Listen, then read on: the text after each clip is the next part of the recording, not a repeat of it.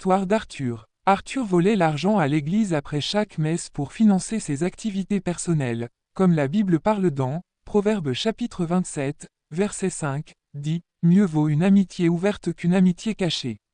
Pierre, qui faisait partie de l'église, l'a remarqué et lui a conseillé d'arrêter, mais Arthur répondait toujours « J'ai entendu tes conseils, je vais directement changer ». Philippe, Luc, Paul, l'ont donné des conseils, chacun après les conseils pensait que Arthur avait déjà changé, mais en réalité, il continua le vol d'argent, comme la Bible dit encore dans Proverbes chapitre 19, verset 20, écoute les conseils, et reçois l'instruction, afin que tu sois sage dans la suite de ta vie. Avec cet argent volé, Arthur a réussi de construire un magasin et il avait engagé des ouvriers pour commencer le travail le lendemain. Mais cette nuit-là, le magasin est brûlé, toutes les choses qui étaient dans le magasin est brûlé.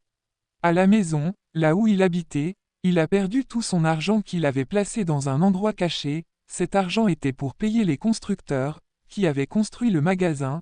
Heureusement que les constructeurs étaient compréhensifs, parce qu'ils ont trouvé Monsieur Arthur dans un souci, mais les constructeurs l'ont donné 3 mois pour leur payer l'argent, parce que c'était une grande somme d'argent, qu'il fallait payer les constructeurs du magasin. Arthur trouva une idée d'aller à la banque pour demander un crédit, afin de fuir le pays, pour ne pas payer les dettes de constructeurs du magasin. Il arrive aux États-Unis d'Amérique, après quelques semaines, il remarque que l'argent qu'il avait crédité à la banque est terminé.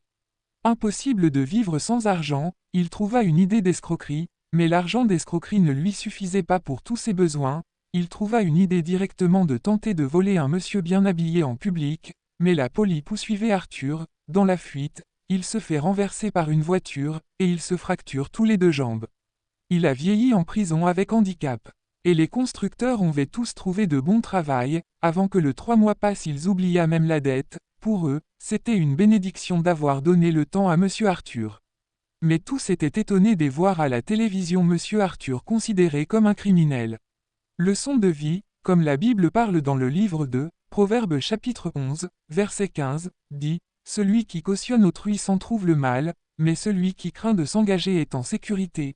La Bible parle encore dans le livre de Éphésiens chapitre 4, verset 28, dit « Que celui qui dérobait ne dérobe plus, mais plutôt qu'il travaille, en faisant de ses mains ce qui est bien. » Encore la Bible parle dans le livre de Proverbes chapitre 11, verset 27, dit « Celui qui recherche le bien s'attire de la faveur, mais celui qui poursuit le mal en est atteint. » Donc Dieu voit toutes choses qui se passent dans le monde, on ne peut jamais tromper Dieu.